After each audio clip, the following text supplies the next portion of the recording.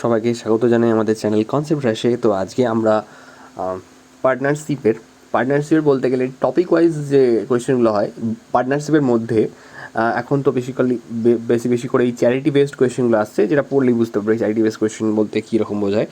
তো আচ্ছা, শুরু করা যাক। কী বলেছে, the ratio of the investment of money and Nabin. তো মানি এবং নবীনের এদের ইনভেস্টমেন্টের রেশিও কত বলেছে? 5:4। এবার বলা হচ্ছে যে 15% তাদের টোটাল প্রফিটের চ্যারিটিতে চলে গেছে।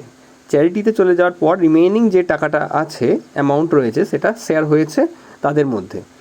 মানি গেটস দ্য শেয়ার অফ ₹3570। তো মানি কত শেয়ার পেয়েছে? 3570। ঠিক আছে, 3570 মানে পাঁচের সাথে কত গুণ করলে আসছে? 5 সাথে 35, 5 সাথে 714 আসবে। 714 দিয়ে গুণ করলে 3570 আসছে। তাহলে 4-এর সাথে যদি গুণ করা হয় 714, কত আসবে? 4-এর সাথে গুণ করলে আসবে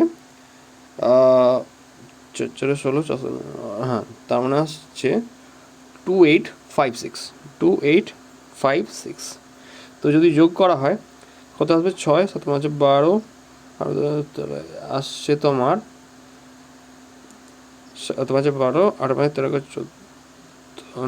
14, মাঝে 6, 6426, তাই না?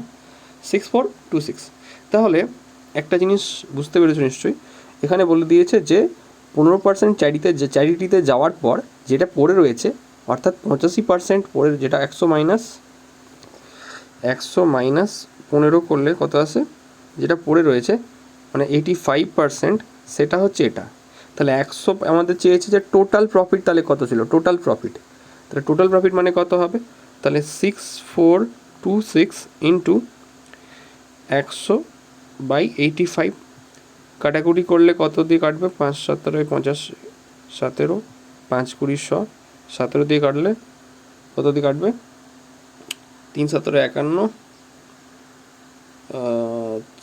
51, আচ্ছা কত আসছে? 378, তাই না?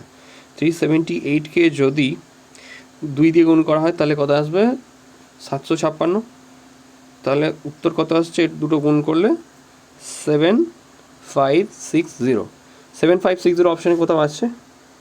7560 অপশান বি হচ্ছে রাইট অ্যান্সার।